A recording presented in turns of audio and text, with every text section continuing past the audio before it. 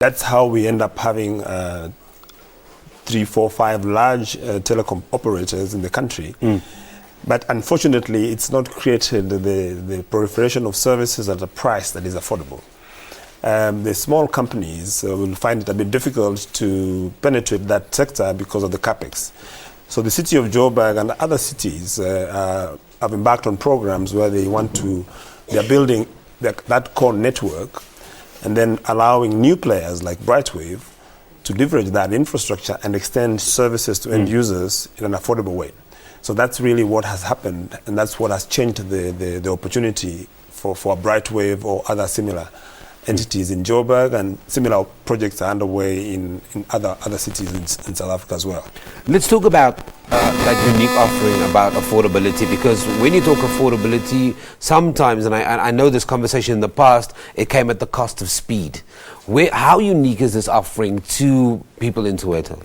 Well, the good thing is actually we are having a more improved service, but it's lower price. What we're offering is high-speed broadband, so it's a combination of fiber to the nearest point, which fiber is always the platform that delivers high speed, and then distributed over a Wi-Fi platform.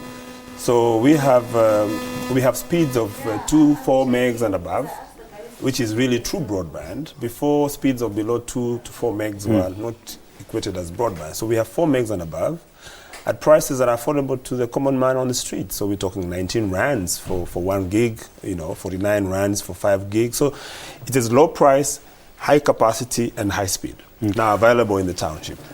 From a township perspective, I mean, you're obviously talking to the people on the ground. How have they responded to the fact that Soweto is now online? I mean, in terms of the opportunities that it really presents to the ordinary person in Soweto. Well, the response has been great. I think one of the things we are doing, first of all, is ensuring that everyone who has access to a smart device can get online every day for an hour for free. So whenever we have coverage, you have the opportunity to get online and surf and do some form of interaction online. After that is when you want more, then you can pay a slight amount of money to acquire services. So the response has been great. We have very good products for homes now that we've launched. We've got very good products for schools. We're doing actually a number of schools where we're offering free Wi-Fi, and we're extending that now to the homes.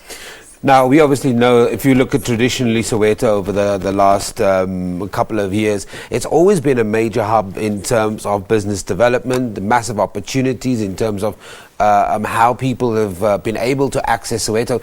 The one thing that we've never thought of Soweto, and I think people are starting to change their mindset, that it in actual fact is a business hub, isn't it?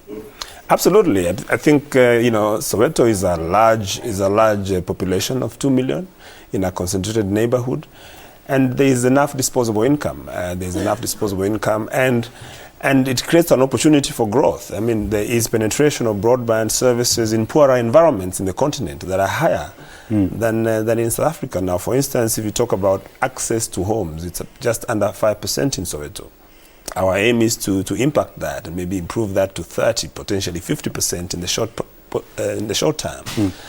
The government is talking about 100% penetration by 2020. So we are part of that, enabling of that, and the rollout of that. Absolutely. So Soweto is just our first start, but it's certainly not the end of it. 150 Wi-Fi spots across Soweto. I know it ranges all the way from, I think, from Deep Kloof all the way through to Meadowlands.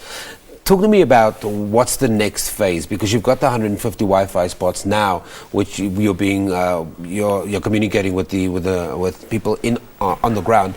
What is the second phase for BRIGHTWAVE in terms of making sure that all of Soweto is online? Well, the 150, before we started, Soweto had 4 hotspots. 6 months later, 150 and growing. We have only covered about 15 neighborhoods of potentially over 100 neighborhoods. So it's still very early days.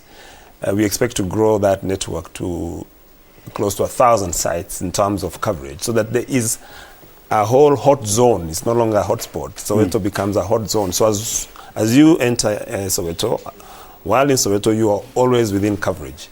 So the next phase is to make sure that we extend that coverage to cover the rest of Soweto, and now get penetration at homes and in schools, so that people actually have the use of that service and have an impact. But you've already pioneered a couple of things related to universities and Wi-Fi, allowing students access to information when they're away from the universities. Absolutely. I think the key challenge, especially in education institutions, is that students can get access while they are in campus. The challenge is when they go home, and that becomes a gap. So they can't extend, their studies, education, and so forth. So what we've done is created a product where students, especially the ones in the University of Joburg, when they're at home, they're able to access educational content on our network for free. So it doesn't cost them. So it's extending, in effect, the campus environment to their homes as well. And on top of that, they can have access to the internet at a small premium. Fred Moturi, we're going to leave it there, but thank you very much for joining me. That's the BRIGHTWAVE CEO, Fred Moturi, talking to us about the largest deployment of Wi-Fi hotspots in Soweto, just up to 150 Wi-Fi spots, and you heard it, there's plans to grow it so much more. Let us know what you think. If you're living in Soweto, you've experienced the BRIGHTWAVE Wi-Fi spots, it's morning live at sabc.co.za. Throughout the course of the